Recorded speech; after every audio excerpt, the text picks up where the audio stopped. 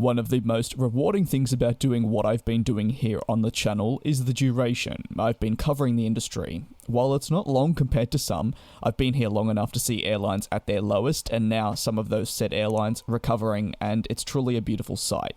So that's where the focus lies for today. Etihad Airways. Now, for old-timers on the channel, you probably already know this, and you can remember the days of the squeaky voice. You might also recall just how big of a spot of bother Etihad were in back then, reporting losses of over USD 2 billion continuously for years, and they were of course at no small amount. Being always in the billions, it threatened the future of Etihad Airways, and of course their survival within the wider industry. These losses being reported even before the emergence of the global pandemic, to put it into some perspective. At the same time, there were many contributing factors to the fall of Etihad.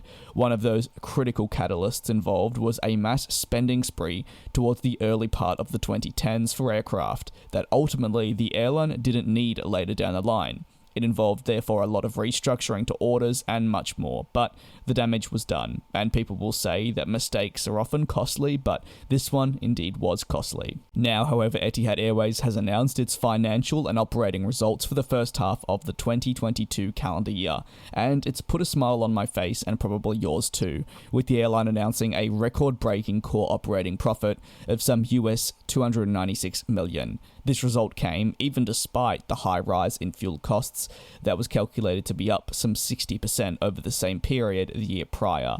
Carrying 4.02 million passengers in the year's first half, this was actually up also a staggering 3 million on the year prior for the same period. They, in addition, reported a seat load factor of 75%. An increase of 21.9% points, with Etihad only seeing as this year has continued the load factor rising over time. Tony Douglas, the group's chief executive officer, who has actually stuck around with the airline throughout this transformation, said, "Thanks to our transformation program, Etihad is emerging from the pandemic stronger than ever, with a world-class fleet, an unmatched customer proposition and sustainability woven into every fiber of our business." It's a business transformation program that they have genuinely stuck with, and it's paid off. While the operating profits are there and the load factors are increasing, the group though isn't totally out of the woods just yet. There's still a ways to go, and in addition, ensuring the long-term stability of the carrier and having a positive trajectory continue is the next task on their list.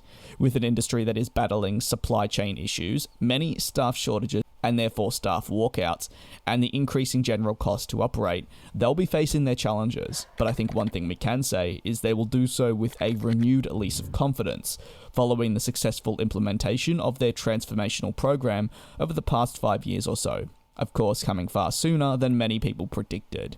While of course some markets are struggling to still recover, some of course are advancing at a more rapid rate, and it's a lovely sight to see Etihad Airways really turn it around.